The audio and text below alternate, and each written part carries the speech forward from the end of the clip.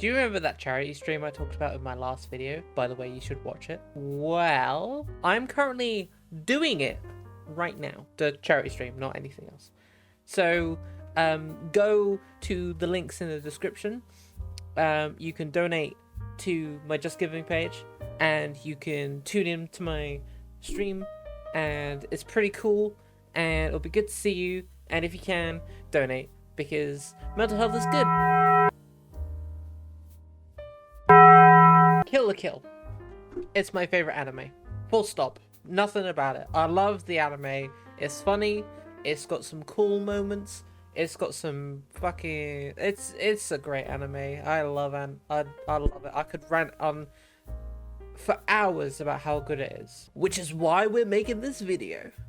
This video is going to be me ranting about the characters, talking about the characters, talking about the anime, talking about cool moments that each character have, and I've possibly gone quite insane. So please, if you have any way to send any support, please. It's fine. I'm good. Please send it. As you can tell by the poster in the background there, right over there, Kill la Kill is my favourite. Just full stop. And so I have wanted to talk about it for a while. And here we are. Didn't know what to do. Came up with this a few days ago. Thought, fuck it. Couldn't sleep last night. Decided to do a tier list. Bingo. Let's get into it. I can tell that I'm going to regret making it. But you know what? We will soldier on. The day has come. I have 58 characters here. 58. Okay. 58. You may notice a couple of duplicates. I will explain on the way. Okay. I'm looking at you, McSiggy. I'm looking at you, Dr. Matoy. We're gonna go main characters. Anyone in the main cast. And then we're gonna go to side characters and then other characters. Okay, so main characters are going to be Satsuki, Ryuko, Senketsu, Mako, the Elite Four. The side characters are going to be Mako's family, the club presidents, anyone like that. Then any other characters are just cleanup. That's just cleanup, okay?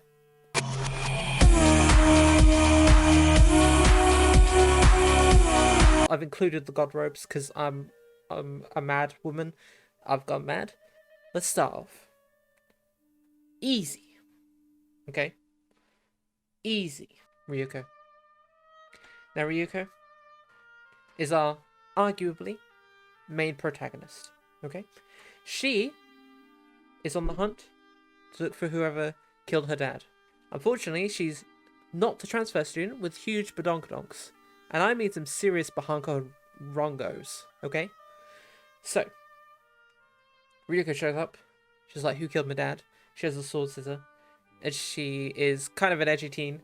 Over the course of the anime, she learns how to be more open with her friends. And she wants to know who her father was. And she wants to know who killed her father. Understandable. She does start off very smug. She is very smug. She thinks she can kick everyone's ass, but she can't. She learns that when she goes to Honoji Academy, okay? She learns that. Okay? Through her relationship with Mako and Senketsu, and with Mako's family, and I've just hit my mic. Her course over the anime is pretty substantial. She has highs, she has lows. The saga where... the evolution saga, I'm going to call it. Where she was learning how to use Senketsu properly. And then there was the post-realization saga, which was between when Nui showed up to probably about when she took off Senketsu and was like, I'm done with you. Right? That's the post-information era. And that's the betrayal era as well. Betrayal era. They kind of mix up, but betrayal era, right at the end of that, if post-information era, she goes through a completely like, no, I don't want to wear you Senketsu. I'm a monster, you know. And I should preface this as spoilers for the anime, by the way, but she thinks she's a monster. And she's really upset. And she is basically brainwashed by Ragyo because she's wearing Senketsu. No, sorry. She's brainwashed by Ragyo because she is forced to wear Junkets. And then there's basically the enemy arc, where she is an arc for a couple of episodes. She's an enemy.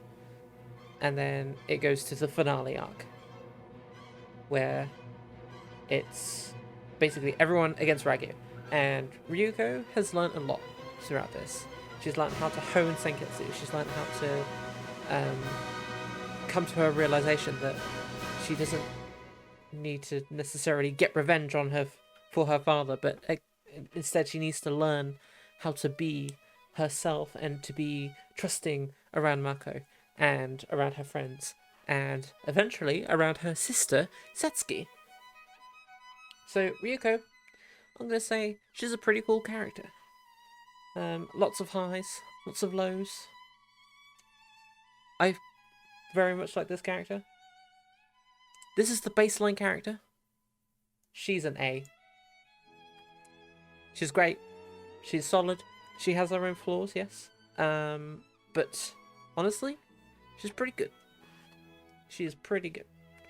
I like Ryuko. She has her funny moments. She has her badass moments. The one thing drawing her back from S rank, she's very capable, which is good.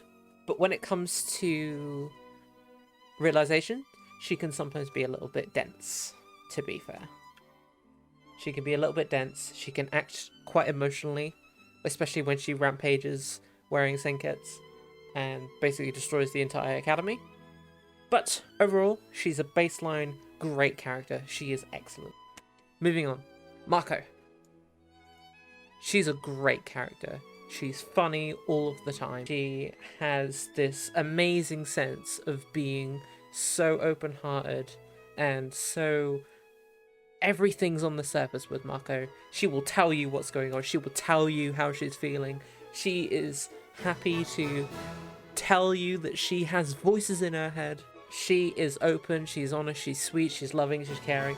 She's an excellent, excellent person with an excellent, loving family, and honestly, she's kind of a badass, to be fair. She's powerful, she's strong.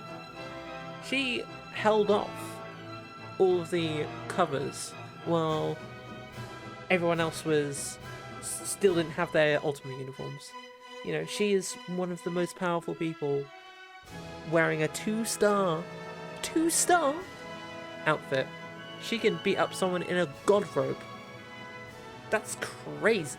She's powerful. She can slap the shit out of Ryuko in berserk mode.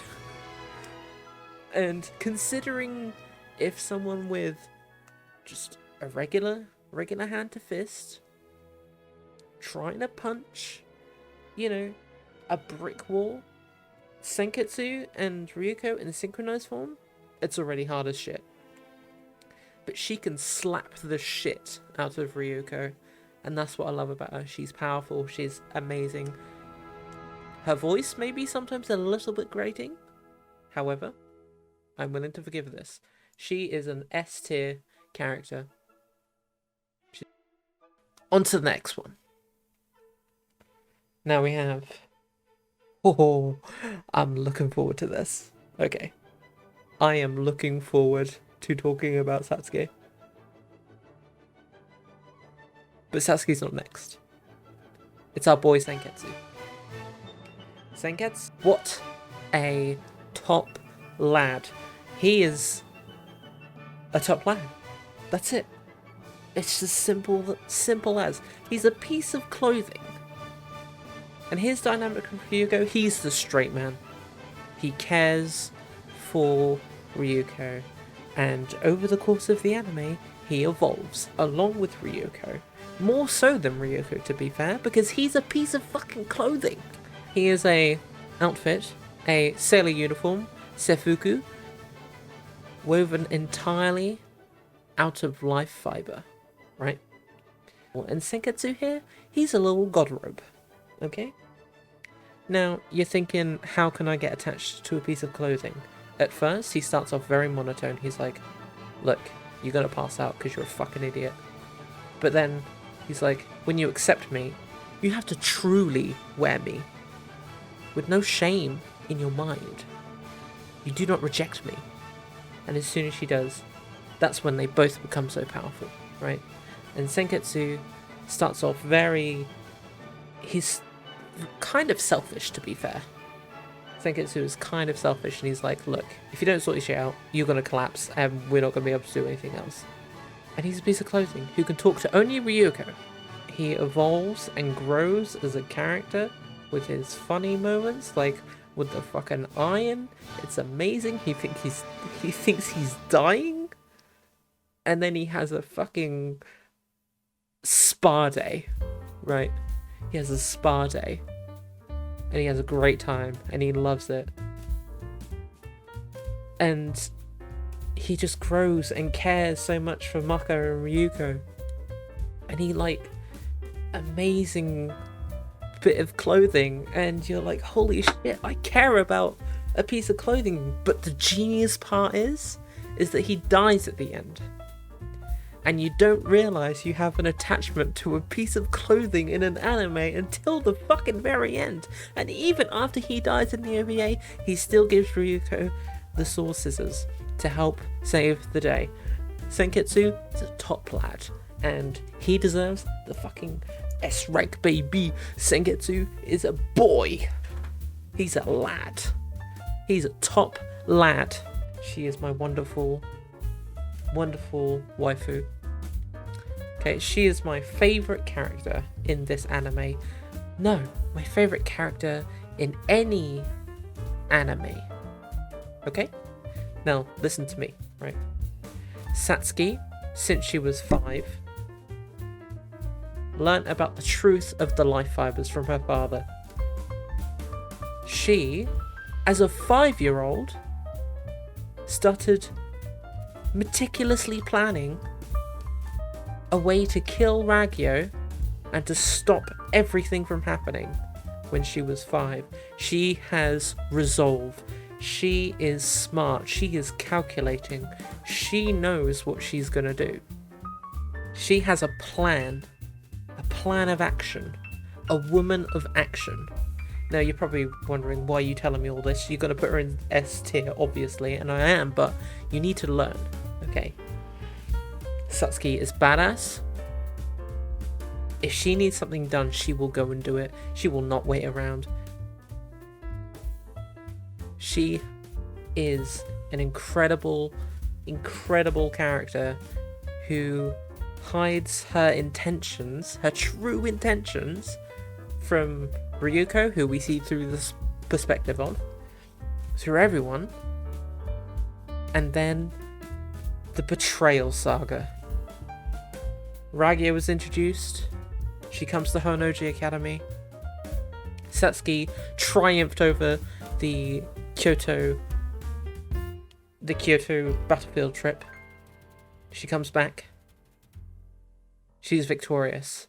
How more evil can Satsuki get, you're thinking? She's this evil woman. She's been fighting Ryuko, hiding the truth from her. Ryuko just needs the truth.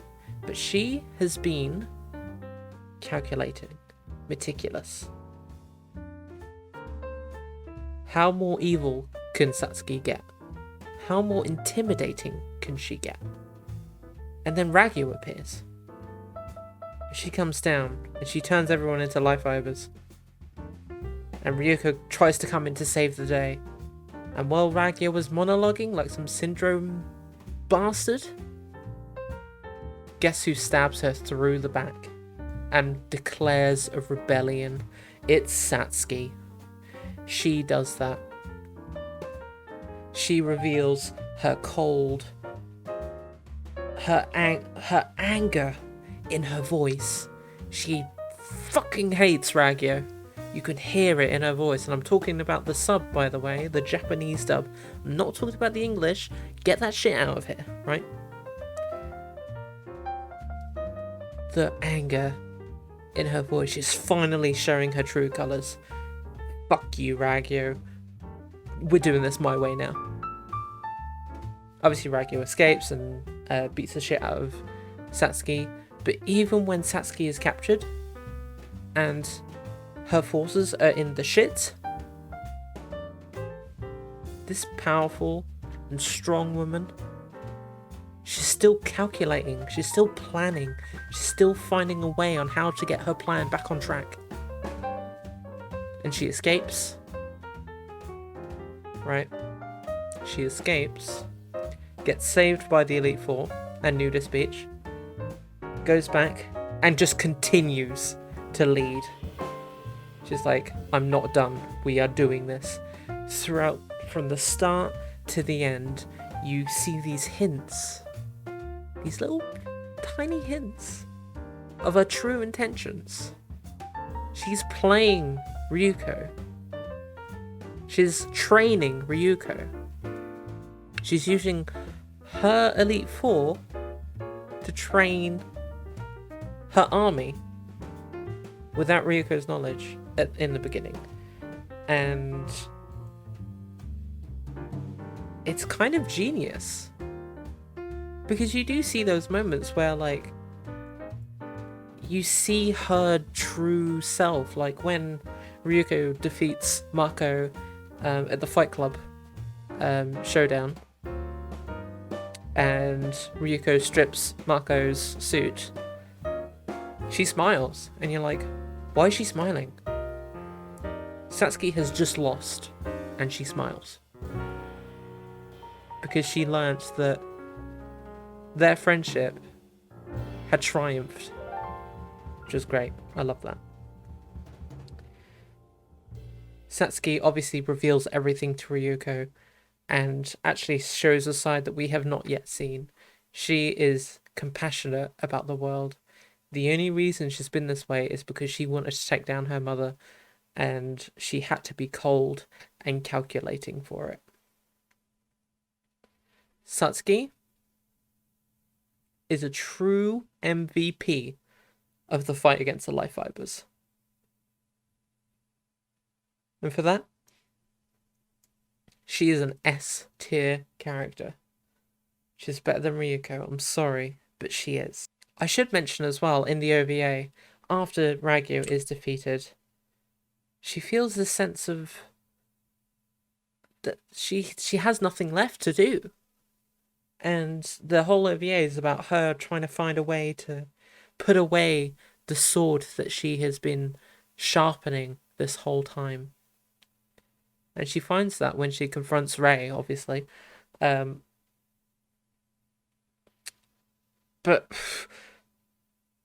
she's amazing.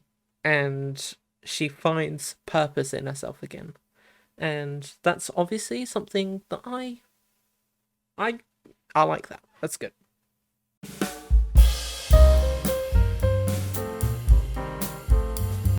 The Elite Four are very close allies of Satsuki. And so I'm just going to be talking about them. First off, I'm going to go with... Basically, I'm going to go with the King of the Hill Naturals election order. So first off, we have a Mr. Ira Gamagori. Gamagori. He's a big guy. He's a funny guy. He's slightly weird in some places, but he is a pretty cool guy, and he's caring of the students, even if they are mortal enemies of the school. He will still protect them purely because they're students. He's a good guy. And he is very funny. He's a very funny guy. I think he has some really cool moments. He has some really funny moments as well, especially him and Mako riffing off each other. Honestly, he's a pretty solid member of the Elite Four. Or the Four Divas, or whatever you want to call them. But he's a solid member, so I'm gonna say he's an A tier because he has interesting designs. He's a pretty cool guy, and you know what? He's kind of caring, and I like that. Absolute fucking unit. Up next in the listing is Inamuta. Inamuta is incredibly bland. He doesn't do much. Okay, he just sort of. He's the intel guy, and I get that. But he doesn't really do that much. His story is not really that significant. I don't really care much for him, except for he has maybe a couple of decent jokes. But otherwise, you know, very bland, standard character, C. Right, up next we have Nonon, Jakuza, one of my favourite characters when I first watched this anime. Not so much now. It takes a while for her to actually pick up her own kind of identity instead of just being the snobby one, being the one who just takes the piss out of the other three. The snide one. She actually needs some time to develop as a character, and her outfits are a little bit ridiculous, I'm not gonna lie. She starts off with a tank, but progressively she has better abilities and everything, and to be fair, the encore section of the King of the Hill battle was fucking phenomenal, and I absolutely loved the back and forth between Ryuko and Nonon. So honestly, she's pretty good.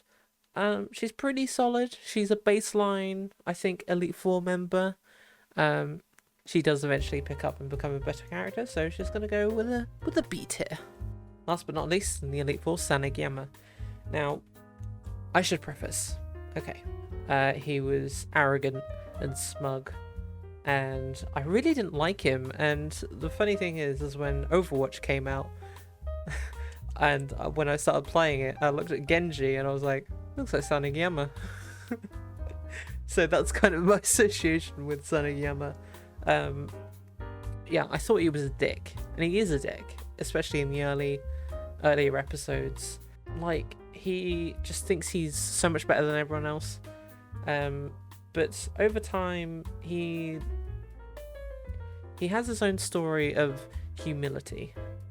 And I like that about him, because he starts off as a massive, massive arsehole. But he loses to Ryuko the first time he faces her because he's arrogant, and Satsuki is like, fuck you, Sanagiyama, you're gone, you're dead. You know, I don't care for people like you. You have no resolve. And he turns around and he says, Satsuki, I love you. Because he's a little bit of a simp. But on the other hand as well, he gets Yuri to sew his eyes shut because he is so dedicated to her cause and dedicated to Satsuki that he will do anything for her. And if that meant rebuilding his entire character to become a more grounded person with humility, I quite like that. And then as it progressively goes, there's one fucking bit in Osaka where all of the Elite Four show up and they have their new Ultima uniforms, but he doesn't. And then Yuri drops that shit on him, and he like jumps up and he flies up and does his transformation thing, and he lands, and it's cool, and I love that. So another B tier. Again, he starts off not so great, but over time he becomes a better character overall, and I appreciate him. Iori, he's the sewing guy. Now, again, I don't really care much for him. He's in the same boat as Inamuta in the fact that he doesn't really do a lot. He does a lot, but he doesn't do a lot, you know? But I'd say Inamuta even has some moments, you know, where he shines a little bit. Iori just kind of doesn't have any of that, to be fair. So I'm going to put him in a D tier. He still has his role to play, and I understand that, but he doesn't really do much else. He just makes uniforms. Sore. Now, this guy, the butler guy to Satsuki, what a guy. He is just, look, my mission is to look after Satsuki and make her tea. That's all I do. I'll make your tea, I'll look after you. That's it. He's a lad. He remains composed throughout the whole thing. He's a good guy. Unfortunately, that is his entire gimmick, and therefore he will be going in the C tier. However, he's a good guy, and I like him.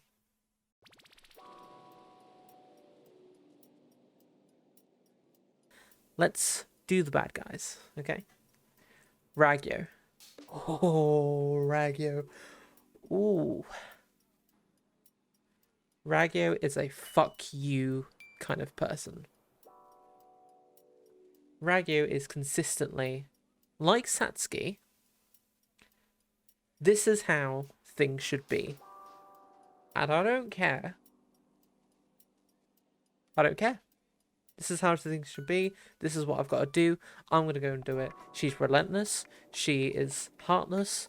I love that about her. The whole twist and everything. Her whole character. I love it. She is great. She is just one of those guys who has a vision of the world and just keeps it that way. She doesn't change. She doesn't falter. She doesn't do anything. It's her way, and she is a villain, and she is evil, and she knows it. But goddamn, she's a good character. Except for maybe that little one bit. A little bit with Satsuki. A little bit weird. Please stop touching your daughter like that. Please. Ragyo, you're going in A tier. You're very, very, very, very solid. You're one of the best villains out there. Up next, we have arguably the second in command, Nui, as we like to call her, or Harime Nui. She prances around, and she does whatever she wants, and that's good. Again, the voice can be a little bit grating. The voice can be a little bit grating. I'm not gonna lie, but she prances around and she breaks the fourth wall because, narratively speaking, she is not really meant to be alive. She is made of life fibers, and that's it. So she plays and dances and turns into a 2D piece of paper and spins around when she gets hit. She has no fucks, and she has fun doing it.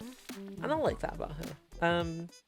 But what I find really interesting, as soon as Ryuko cuts her arms off, she turns fucking psycho, and I like that about her, because now she's not this ha ha ha, I'm just prancing around the screen doing whatever I want. Now she's like, she's pissed. She is pissed off, and I love that about her.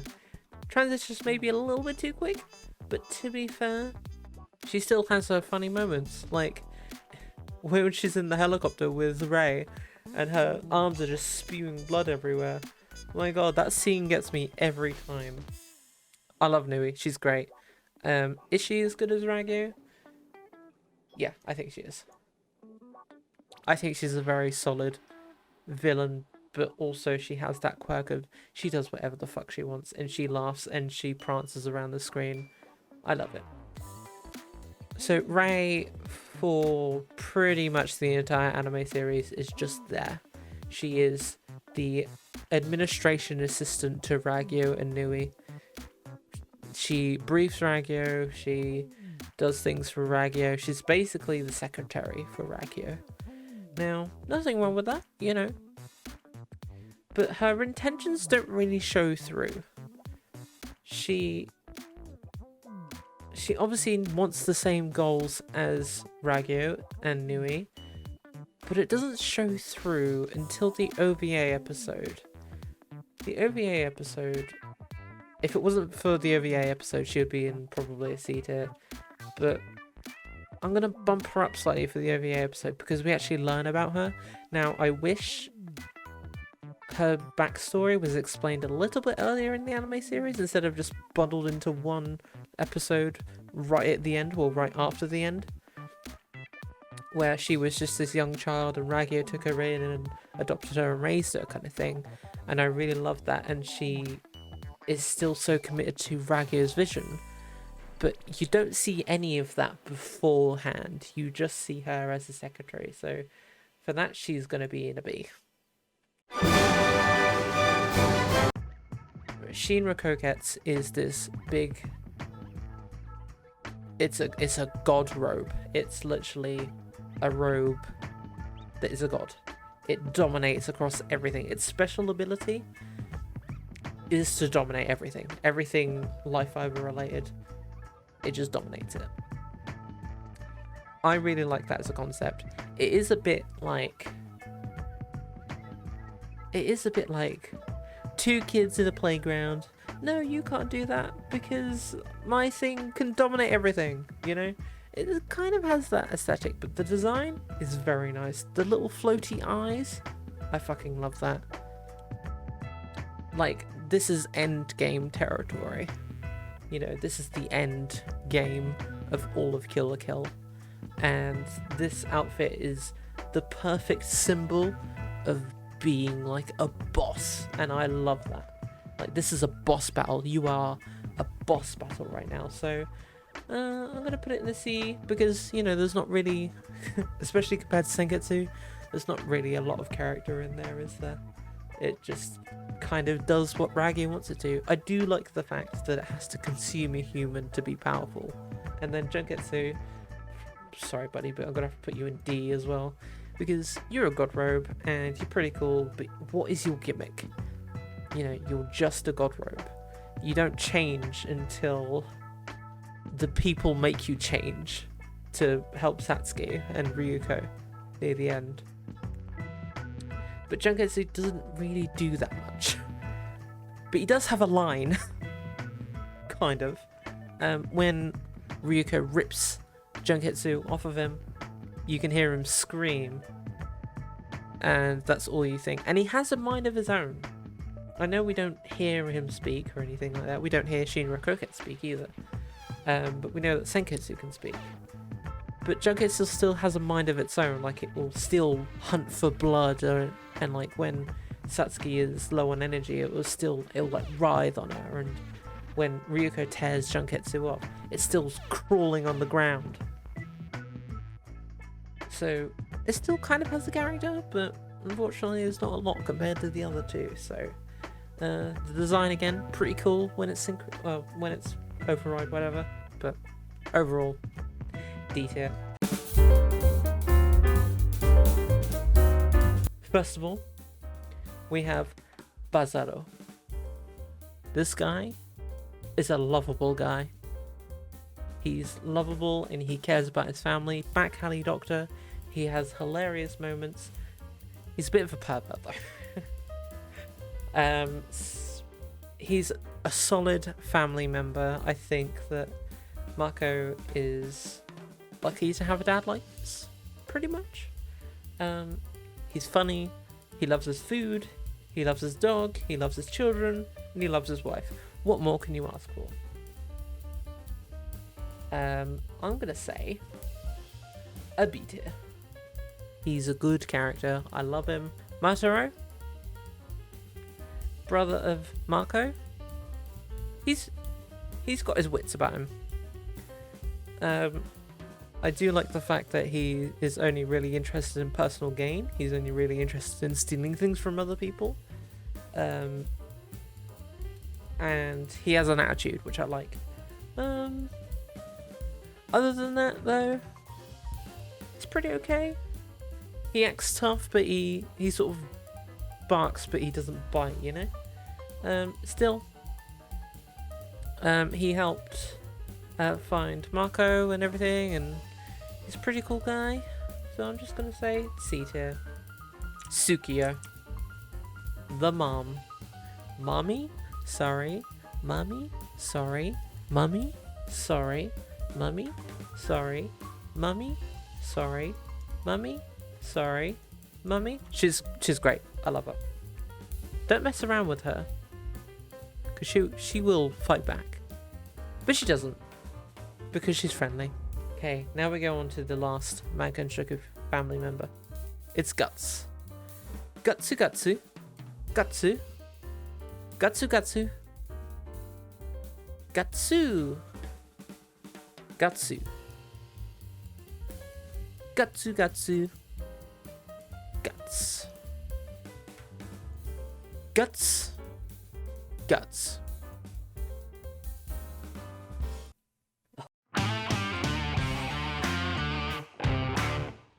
Mitsugi Aikaro and Mato Ishin are technically duplicate characters, because there are two versions of both characters.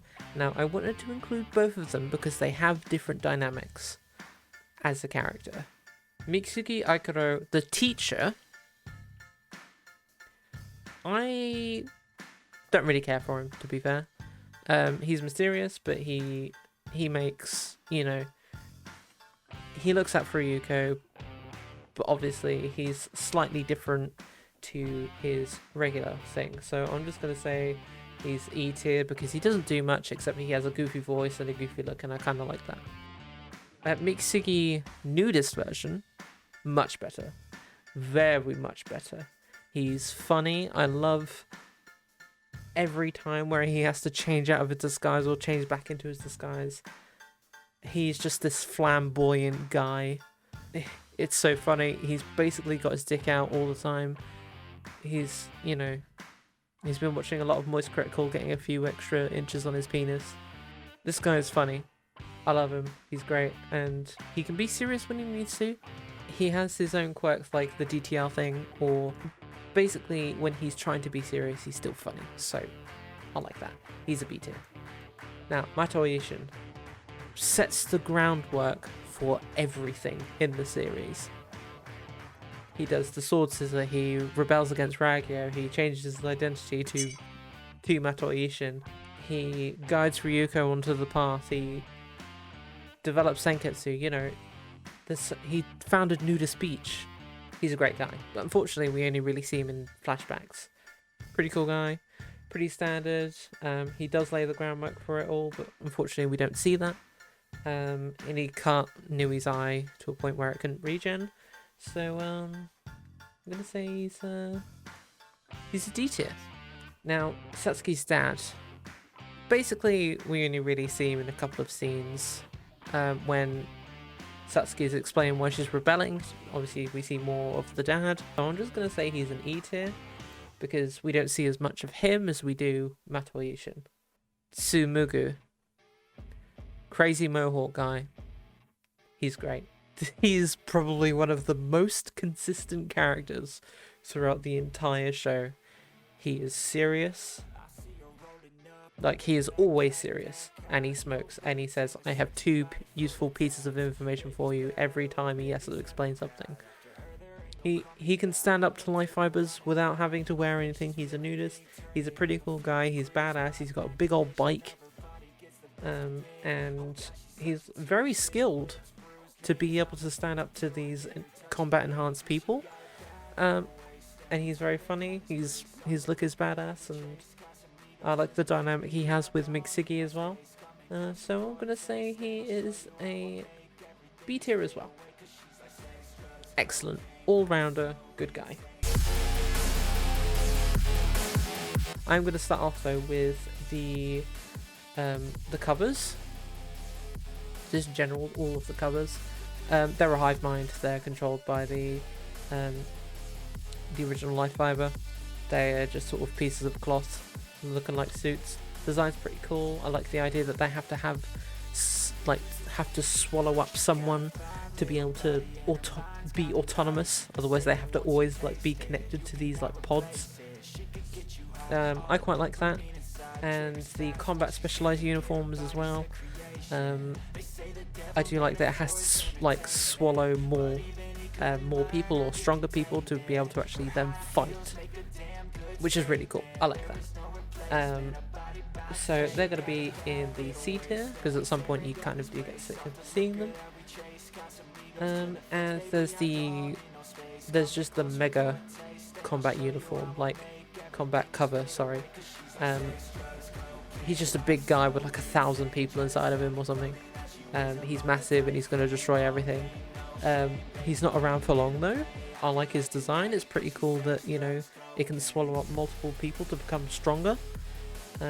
But ultimately doesn't really do much. He just sort of splashes a boat around in a bathtub and then gets absolutely vacuumed on by Marco. So I'm going to say he's sort of an E tier. He doesn't really do anything. The design's cool, but he doesn't do anything. Now we have the original life fiber. Now, again, doesn't really do that much. It's just a big ball of fat ass, I'm just gonna... I'm gonna also put him in an E, because he's just a big ball of whatever, and basically Raggio does the shit for the original Life Fiber, because the original Life Fiber is a big old fat ass. Okay. I'm just going to pick random characters now. I'm not going to have any structure or anything like that. So first off, I'm going to go with Kuroido, which is basically the butler to Raggio. I don't care for this guy. He can go in the Gulag. He basically just screams in one scene, and then he becomes a cover, and he's kind of garbage. Oh, and he tried to kill Matoishin, but obviously he faked his death to then become Matoishin. Obviously not really anything, but he can go in the Gulag because fuck Kuroido. Then we have Mataro's goons, so his 3 friends. They're quite funny, but again, they don't really appear in much, so we don't actually get to see them come to fruition. I do like the dynamic, the fact that they all try and gang up on people, and then if the person is like unpickpocketable or something, they all just kind of cower and just be friends with, or you know, subservience or whatever. So I'm just gonna say it's D. They're fine. Takarada. Now this is the Osaka guy with a lot of money. I really like him. He thinks he's the shit, but he's obviously a dweeb. Pretty much. Yeah, he has a lot of money, he flaunts it around, but he does use people a lot, and that's not really a good work ethic. He's basically the Elon Musk of the Kill la Kill universe. Unfortunately, I don't really care much for him. He doesn't die or anything, and you know, he funds basically the entire nudist beach operation, which is pretty cool. But I think he's a bit of a dweeb, so I'm just gonna say he's in D tier. He's perfectly fine as a quote unquote villain to Satsuki. Now we're going into really obscure territories. The 1-star grunt, basic guy, doesn't really do anything. There's quite a few of them. They don't really do much. Again, they just sort of pile on whenever Satsuki needs something to be done. So they can go in sort of the detail. I like their faces. They're quite expressive, but that's about it. This is a very obscure one. The TV shop owner and his son. They're literally in for like 2 scenes, maybe. Just basically threatens everyone if they don't pay that the son's going to crush him like he crushes the dishwasher. So for that, he's going to go in the E category because he doesn't really do anything.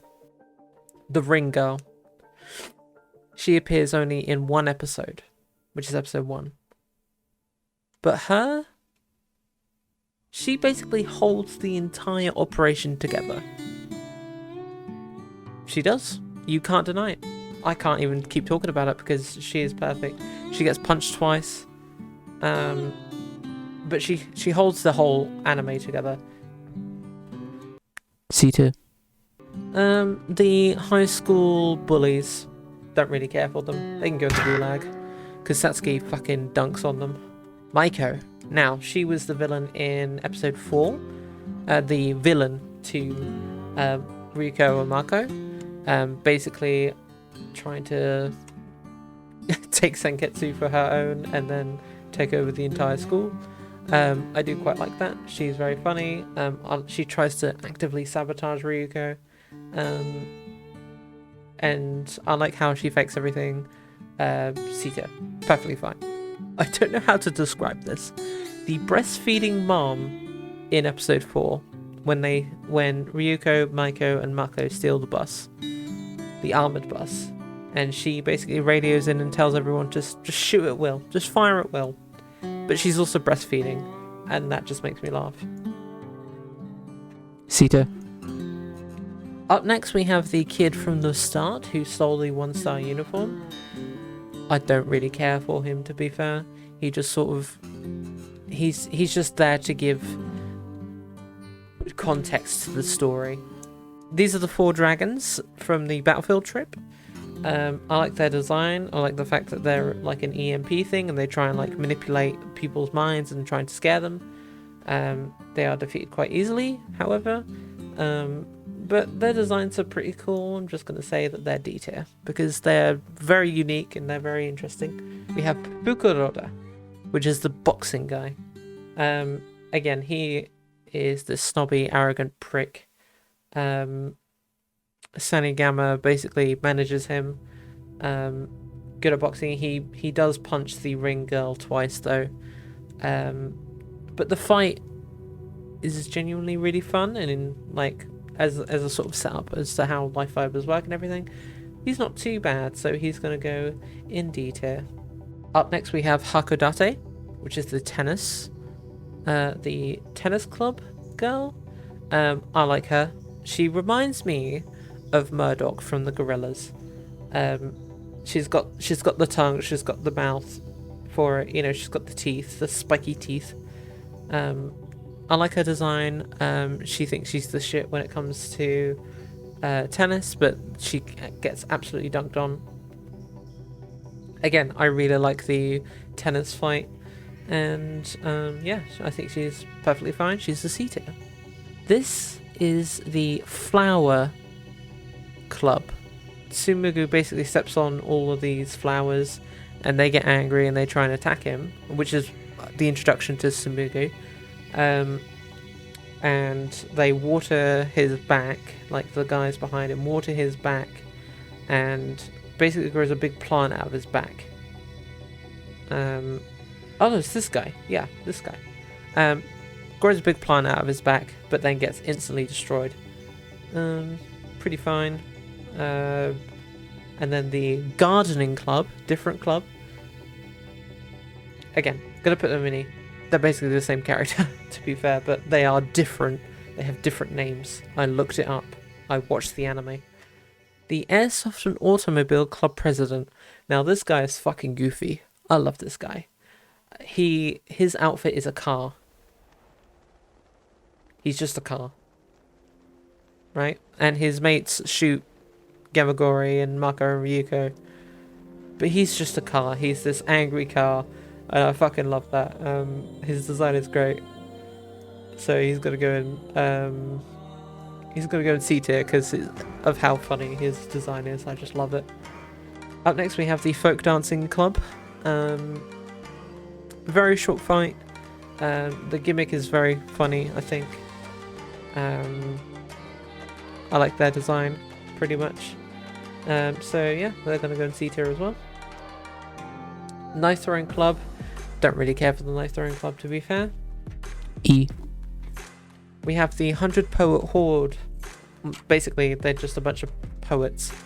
There's about 100 of them, and it's really funny when they're revealed, but honestly, they don't do much. D tier. You're all probably looking at him. And I'm going to talk about this Thomas the Tank Engine looking ass. This is the Nanjing Club guy. He's also in it for one scene, but this face reminds me of an evil Thomas the Tank Engine, and for that reason he's going in C tier. Ping Pong Club President with the flaming serve. I fucking love this face. Just for one scene, it doesn't matter. These are all bundled into basically one episode, but it's gonna go in C tier because I just love the fact that, you know, all these goofy clubs are coming out and some have really interesting designs, like this Origami Club President.